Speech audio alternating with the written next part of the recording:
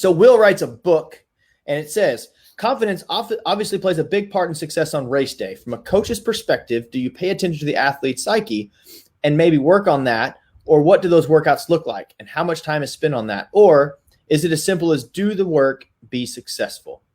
Mike, I want to hit clean up on this one. Oh, man. Like, it should be as easy as do the work, be successful. But we're humans. It's not.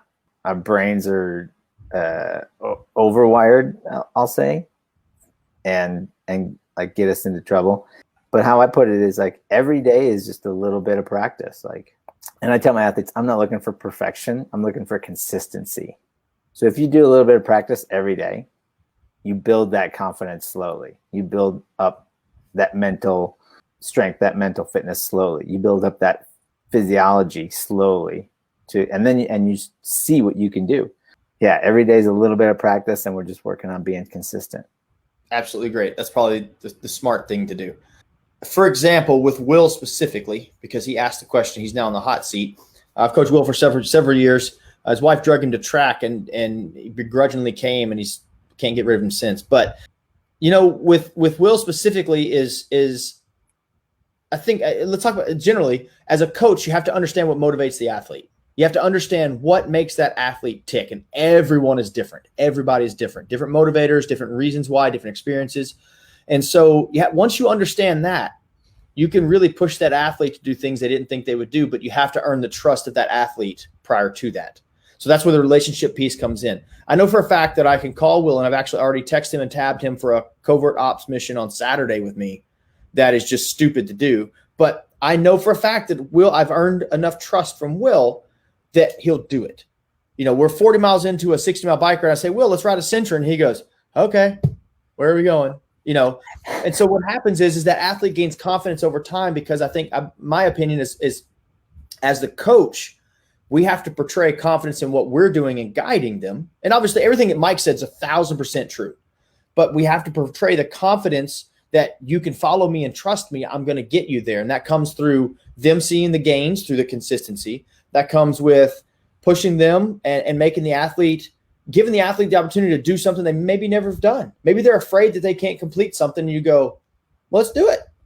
David Ashworth, great example today. We've got an epic week coming up here in about 4 weeks with him. And I said, how far can you swim nonstop? And I know he's got a swimming experience, so it's not a dangerous thing. And he goes, I don't know. Dude takes the day off and swims for 6.5 straight hours. Why How are you still awake, David? What's that? How is David still awake?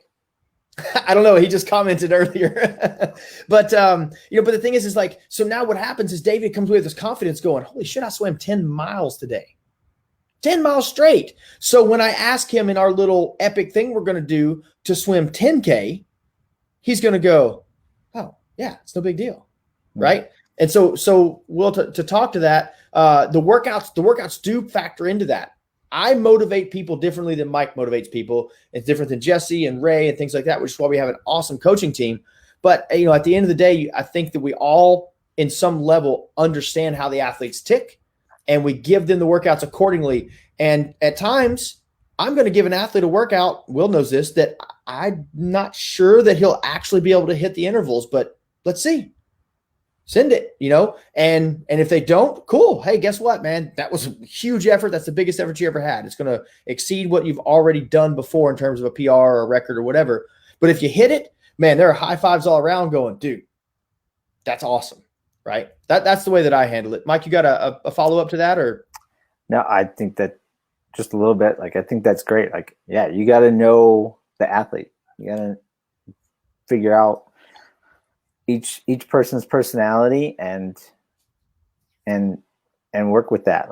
Really learn how to communicate with them.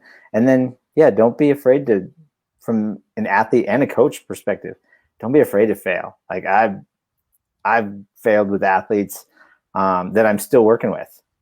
And part of the reason I'm still working with them is because I communicated that, hey, I'm not afraid to fail as the coach, and I need you not to be afraid to fail as the athlete.